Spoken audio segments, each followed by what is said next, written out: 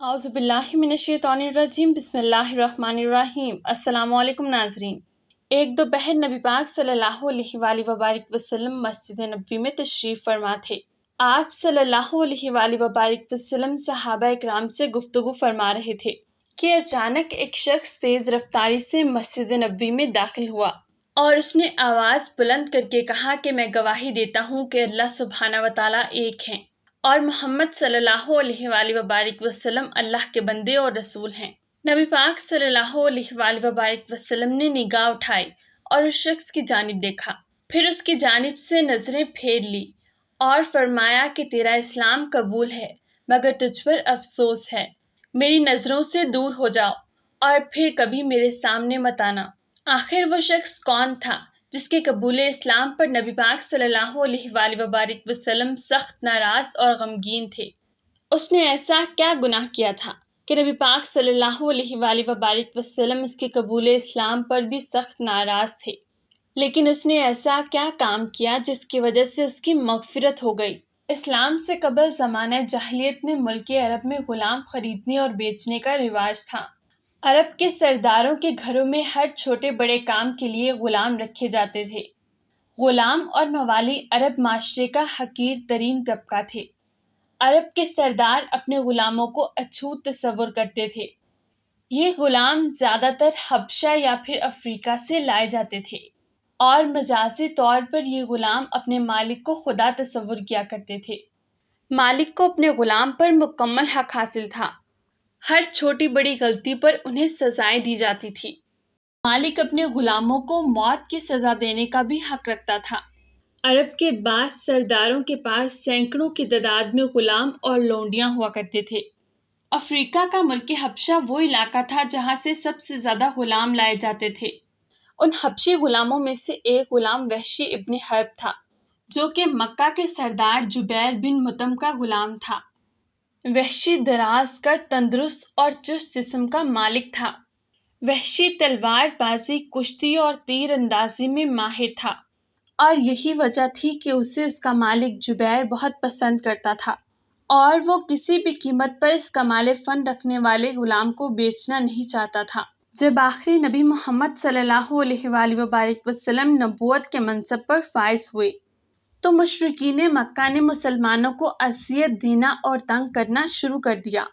اسلام کی بقا اور کفار کی شرارتوں کے نتیجے میں سن 2 ہجری میں کفر اور اسلام کی پہلی جنگ ہوئی جسے غزوہ بدر کے نام سے یاد کیا جاتا ہے۔ اس جنگ میں مٹھی بھر مسلمانوں نے کفار کے ہزاروں سپاہیوں کو دھول چٹا دی اور انہیں شکست دے کر ان کے غرور و تکبر کو ملیہ میٹ کر دیا۔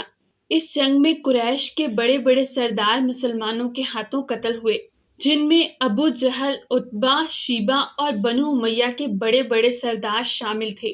ان سب کو حضرت حمزہ رضی اللہ تعالیٰ عنہ اور حضرت علی رضی اللہ تعالیٰ عنہ نے قتل کیا تھا اور انہیں واصل جہنم کیا۔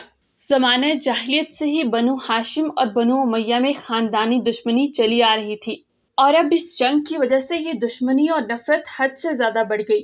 ابو جہل، عتبہ اور شیبہ کے مرنے کے بعد قریش کی سرداری ابو سفیان کے ہاتھ آ گئی۔ اب چونکہ بدر میں مارے جانے والے سردار ابو سفیان کی بیوی ہندا کے رشتہ دار تھے، غزوہ بدر میں مارے جانے والوں میں ہندا کا بھائی، باپ اور چچا شامل تھے، لہٰذا ہندا اور ابو سفیان نے لوگوں میں انتقامی جذبات کو ابھارا اور انہوں نے قریشی مکہ کو پھر سے نبی کے خلاف اٹھ کھڑے ہونے کی دعوت دی۔ جب کفار مکہ احد کے لیے روانہ ہونے لگے تو وحشی کو بلایا گیا اور اسے کہا گیا کہ کیا تو غلامی سے چھٹکارا چاہتا ہے؟ اس نے کہا کہ مجھے غلامی کی زنجیر سے کون آزاد کروا سکتا ہے؟ قریش کے سرداروں نے اس سے کہا کہ اگر تو محمد صلی اللہ علیہ وآلہ وبارک وسلم کے چچا حمزہ کو قتل کر دے گا تو تجھے غلامی سے آزاد کر دیں گے۔ وحشی نے کہا کہ مجھے منظور ہے، میرا نشانہ کبھی بھی خطا نہیں ہوتا۔ وحشی نے ایک نیزہ پکڑا اور لشکر کے ساتھ چلنے لگا۔ کفار نے ایک بہت ہی بڑے لشکر کو ترتیب دیا اور وہ مسلمانوں سے جنگ کرنے کے لیے احد کے مقام پر جمع ہو گئے۔ ابو سفیان نے اس موقع پر ان عورتوں کو بھی ساتھ لے لیا جن کے بھائی، خاوند اور باپ بدر کے موقع پر مارے گئے تھے تاکہ یہ میدان جنگ میں لڑائی کرنے والوں کے حوصلے کو بڑھا سکیں۔ ان عورتوں میں ابو سفیان کی بیوی ہندا پیش تھی۔ میدان احد میں دونوں فوجیں آمنے سامنے کھڑی تھیں۔ تھوڑی ہی دیر میں جنگ شروع ہو گئی۔ جنگ کے میدان میں حضرت حمزہ رضی اللہ تعالیٰ عنہ شیر کی طرح وار کر رہے تھے۔ ان کے ایک ہی وار میں کفار کا کام تمام ہو جاتا تھا۔ وحشی ایک چٹان کے پیچھے گھات لگائے ہوئے بیٹھا تھا۔ حضرت حمزہ کفار کو قتل کرتے ہوئے آگے بڑھ رہے تھے۔ کوئی بھی شخص ان کے سامنے ٹھہرنے اور ثابت قدم رہنے کی طاقت نہیں رکھتا تھا۔ جب حضرت حمزہ ایک کافر شاہ سوار سبا بن عبد العزیٰ سے مقابلہ کر رہے تھے تو وحشی نے موقع پا کر اچانک سے زوردار وار کیا۔ اس کا نیزہ حضرت حمزہ کے پیٹ کے نچلے حصے کو کاٹتے ہوئے اندر داخل ہو گیا اور ان کے جسم مبارک کو چیرتے ہوئے دوسری جانب سے باہر نکل آیا۔ آپ رضی اللہ تعالیٰ عنہ وہیں پر گر پڑے۔ وہ نیزہ ان کے جسم میں پیوست تھا، اور جب وحشی کو یہ یقین ہو گیا کہ وہ شہید ہو چکے ہیں تو وہ خیمے میں جا کر بیٹھ گیا۔ وحشی کو اس کے بعد لڑائی میں کوئی دلچسپی نہ رہی، اسے بس اپنی آزادی کی فکر تھی، اور حضرت حمزہ کی شہادت کے بعد مسلمانوں کے قدم ڈگمگانے لگے۔ مشرکین مکہ غالب آنے لگے اور بہت سے مسلمان شہید ہو گئے۔ اس وقت ہندا اپنے ساتھ عورتوں کو لے کر مسلمانوں کی بکھری ہوئی لاشوں کے پاس گئی۔ اس نے حضرت حمزہ کے پیٹ کو چیر دیا، اس نے حضرت حمزہ کی آنکھیں نکال لی، ناک کاٹ لیا، اور پھر ان کا ہار بنا کر اپنے گلے میں پہن لیا، اور پھر اس نے حضرت حمزہ کے سینے کو چاک کیا اور کلیجہ نکال کر اسے چبا گئی۔ جنگ کے اختتام پر جب نبی پاک صلی اللہ علیہ وآلہ وبارک وسلم کو اس بات کی خبر ہوئی تو آپ صلی اللہ علیہ وآلہ وبارک وسلم نے صحابہ اکرام سے پوچھا کہ کیا اس نے میرے چچا کے کلیجے کو کھا لیا تھا؟ تو صحابہ اکرام نے عرض کی کہ نہیں، اس نے کلیجے کو اگل دیا تھا۔ نبی پاک صلی اللہ علیہ وآلہ وبارک وسلم نے روتے ہوئے فرمایا کہ اے اللہ، حمزہ کے جسم کے کسی بھی حصے کو جہنم میں داخل نہ ہونے دینا۔ نبی پاک صلی اللہ علیہ وآلہ وبارک وسلم حضرت حمزہ کے جسم مبارک کے پاس حاضر ہوئے اور اس قدر روئے کہ صحابہ اکرام کی آنکھیں تر ہو گئی۔ نبی پاک صلی اللہ علیہ وآلہ وبارک وسلم اس سانحے پر انتہائی غمگین ہو گئے۔ جب نبی پاک صلی اللہ علیہ وآلہ وبارک وسلم مکہ تشریف لائے تو آپ نے دیکھا کہ ہر کوئی اپنے عزیز و اقارب کی شہادت پر رو رہا ہے، تو آپ صلی اللہ علیہ وآلہ وبارک وسلم نے فرمایا کہ افسوس، حمزہ کے لیے رونے والیاں کوئی بھی نہیں۔ جب کفار مکہ واپس لوٹے تو وعدے کے مطابق انہوں نے وحشی کو آزاد کر دیا۔ وقت گزرتا رہا اور نبی پاک صلی اللہ علیہ وآلہ وبارک وسلم کی دعوت عرب میں بہت تیزی سے پھیلنے لگی۔ لوگ گروہ در گروہ اسلام میں داخل ہو رہے تھے، لہٰذا وحشی کو خوف ستانے لگا اور اسے اپنی جان کا خطرہ لاحق ہو گیا۔ جب مسلمانوں نے مکہ فتح کیا اور نبی پاک صلی اللہ علیہ وآلہ وبارک وسلم لشکر جرار لے کر مکہ میں داخل ہوئے تو وحشی طائف کی طرف بھاگ گیا۔ وہاں وہ ہر دن خوف اور ڈر میں مبتلا رہتا اور بار بار اس کی نگاہوں کے سامنے حضرت حمزہ کے قتل کا منظر آ جاتا۔ تب ایک شخص نے وحشی سے کہا کہ اللہ کی قسم، محمد صلی اللہ علیہ وآلہ وبارک وسلم ایسے شخص کو قتل نہیں کرتے جو کلمہ پڑھ کر مسلمان ہو جائے۔ اس کی یہ بات سن کر وحشی مدینہ کی طرف روانہ ہوا۔ جب وہ مدینہ پہنچا تو معلوم ہوا کہ نبی پاک صلی اللہ علیہ وآلہ وبارک وسلم مسجد میں تشریف فرما ہیں۔ وحشی لوگوں سے چھپتے چھپاتے مسجد نبوی میں داخل ہوا اور نبی پاک صلی اللہ علیہ وآلہ وبارک وسلم کے سامنے جا کر بلند آواز سے کلمہ شہادت پڑھا۔ جب نبی پاک صلی اللہ علیہ وآلہ وبارک وسلم نے کلمہ شہادت سنا تو اپنی نگاہوں کو وحشی کی جانب اٹھایا، اور جب وحشی کو دیکھا تو نگاہیں دوسری جانب پھیر لیں۔ نبی پاک صلی اللہ علیہ وآلہ وبارک وسلم نے فرمایا کہ کیا تم وحشی ہو؟ اس نے کہا ہاں۔ نبی پاک صلی اللہ علیہ وآلہ وبارک وسلم نے اپنے عزیز چچا کے قاتل کو مارنے کا حکم نہیں دیا۔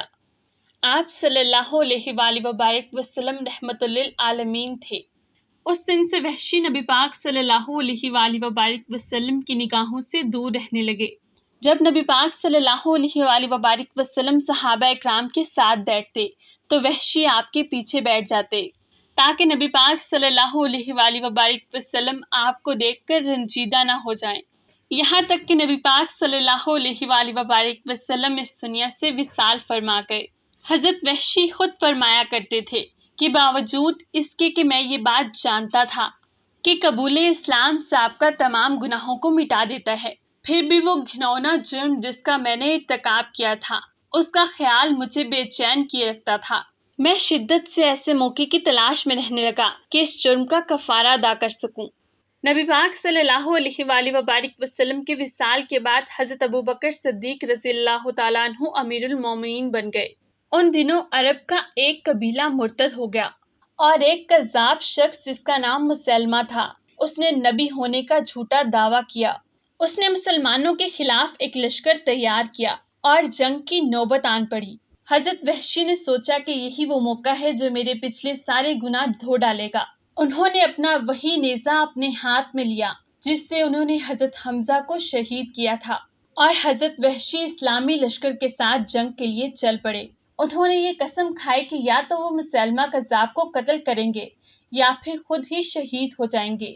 حنین کے مقام پر جنگ کا آغاز ہوا اور خونریز جھڑپیں ہوئیں۔ حضرت وحشی مسلمہ کے انتظار میں تھے اور وہ مسلمہ کو قتل کر دینا چاہتے تھے۔ جب مسلمان مسلمہ کی فوج پر بھاری پڑنے لگے تو مسلمہ بھاگتے ہوئے قلعے کے دروازے پر گیا اور قلعے کے دروازے سے فرار ہونے کی کوشش کرنے لگا۔ صحابہ اکرام میں سے کسی نے اسے دیکھ لیا اور وحشی سے کہا کہ وہ رہا خدا کا دشمن۔ مسلمہ کذاب جو کہ خدا کا دشمن ہے وہ جانے نہ پائے۔ جب آپ کی نظر اس کذاب پر پڑی تو آپ نے نیزے سے ایک ایسا وار کیا کہ وہ وہیں پر ڈھیر ہو گیا۔ حضرت وحشی نے اللہ سبحانہ و تعالیٰ کا شکر ادا کیا اور سجدے میں گر پڑے۔ حضرت وحشی کا دل کچھ مطمئن ہوا کہ انہوں نے حضرت حمزہ کو شہید کرنے کے جرم کی تلافی کر دی ہے۔ بے شک انسان سے بہت بڑی بڑی غلطیاں ہو جاتی ہیں جو اسے کبھی کبھار مایوسی کی طرف لے جاتی ہیں، لیکن جو سچے دل سے اپنی غلطیوں کا اعتراف کرے اور توبہ کرے تو اللہ سبحانہ و تعالیٰ نہایت معاف کرنے والے ہیں اور اللہ سبحانہ و تعالیٰ اس کے مددگار بنتے ہیں، اور بے شک اسلام گزشتہ تمام گناہوں کو مٹا دیتا ہے۔